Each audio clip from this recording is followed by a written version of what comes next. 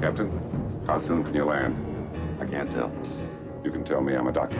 Thinks he's Ethel Merman. You'll be swell! Bet, babe, slide a piece of the porter. Drink side, run the job. Looks like I picked the wrong week to quit sniffing glue. Joey, you like movies about gladiators? By the way, is there anyone on board who knows how to fly a plane?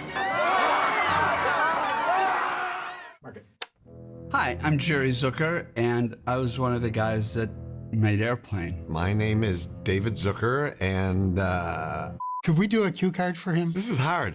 Oh, this camera here? Where are the other two guys? I'm Jim Abrams. I'm one of the writer-directors of Airplane, and we're here to talk to you about the film.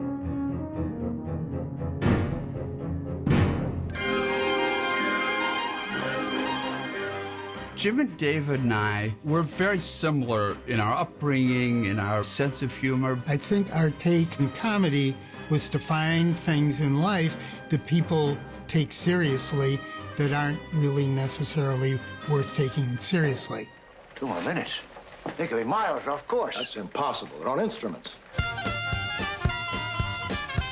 One thing we didn't even realize at the time was what a great story it was, complete with the character arc. The main character had a problem to begin with. He had PTSD, and in flying down the plane, he solved his problem. He got the girl. There's a line at the beginning where Julie Haggerty, Elaine, says, I can't live with the man I don't respect. well, that's just a perfect setup for a 3-act drama. And then at the end, when he's flying the plane down and she has regained confidence in him, she says, I wanted you to know now.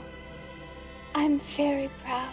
those are dead serious lines. And that's the perfect end of second act Right. statement. It's hard to find a better premise for a comedy than an airplane in danger.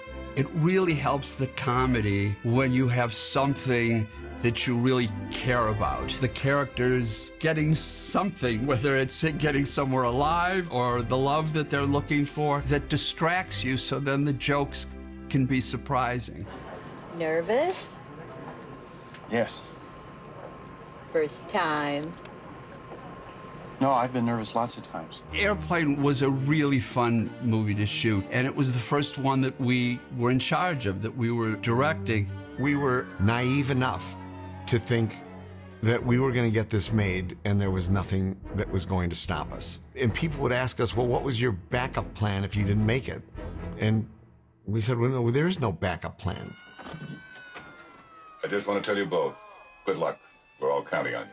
On the first day of filming, we actually filmed Leslie Nielsen saying, don't call me Shirley. Can you fly this plane and land it? Surely you can't be serious. I am serious. And don't call me Shirley. And that night, we started getting calls from the studio say, we got it, we understand now, you're in, and... But you're still fired. But yeah, see you later. No. They got it. And then the other thing we heard was that our dailies on the lot were totally crowded to overflowing. People would come from all over the Paramount lot to see the Airplane dailies because it was every day there was something good. Hey, Larry, where's the forklift? Forklift? It's over there by the baggage loader. Look out! So when the 747 crashes through the big glass window in the airport, they actually built a wooden mock-up of the nose cone on the back of a truck and backed the truck with the nose cone sticking out in the window. It was a huge stunt. It was expensive. The studio, I think, was upset that we went way over budget on this, but once they started doing publicity, they were really grateful that we did, because that shot was in every trailer and TV ad. What was it we had for dinner tonight? Well, we had a choice, steak or fish. Yes, I remember. I had lasagna. What we used to tell the actors, we never said play it straight. We always said pretend that you don't know you're in a comedy. And that's difficult. Leslie is fantastic. He's got a great sense of humor. But the thing about Leslie is He loves doing something really goofy with a completely serious face. This woman has to be gotten to a hospital. A hospital? What is it? It's a big building with patients, but that's not important right now. One of my favorite jokes is when Leslie Nielsen asks the stewardess, "How are you bearing up?" And she says, I've never been so scared. Besides, I'm 26 and I'm not married. We're going to make it. You've got to believe that. and then the lady comes in and he asks her the same question. How are you bearing up? Well, to be honest, I've never been so scared. But at least I have a husband. That worked 40 years ago, and that joke works today just as well. We watched a lot of flying movies, and a bunch of them, someone says, put it on autopilot. You hear that enough, and you're us, and all of a sudden, what if it's this big inflatable?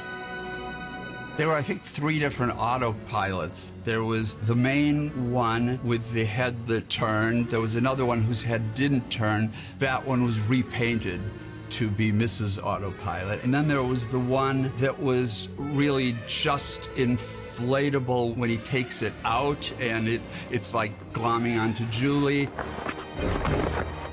The casting was something completely new for comedy, doing a comedy without comedians. And so we were able to go after who we wanted. We had our hearts absolutely set on Robert Stack. He kept asking who else is going to be in it. And so we went and got Lloyd Bridges, and we got Peter Graves. Oh, Peter kind of had an adverse reaction to the script. He just reportedly threw it in the trash, saying this is the worst piece of garbage I've ever read. So he came in for a meeting, and he saw that we weren't crazed, drugged out maniacs, and he agreed to do it. He would just do whatever was required of him. And a lot of that we did have to talk him through, particularly with the little boy. Look at him when you say this, but then look away there.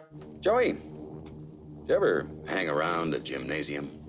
We better get back now, Joey. No, Joey can stay here for a while if he'd like. The most common direction I ever gave after that is, I would say, let the lines do the work. They became very comfortable with it. When I look back at Airplane, I remember more fun than tearing my hair out. For me, it was really one of the most enjoyable film experiences that I've had. To see all these years later that, if anything, the audience has grown and new generations of people have learned the lines, that's just an extraordinary turn of events in our lives that I don't think we ever could have anticipated. Everybody asks us, did you think Airplane would be a success? And I think after years of telling people this is going to be a hit, then when it was a hit, we weren't surprised. However, what has been a real revelation is that it's lasted 40 years. Yeah. Airplane was half a lifetime ago.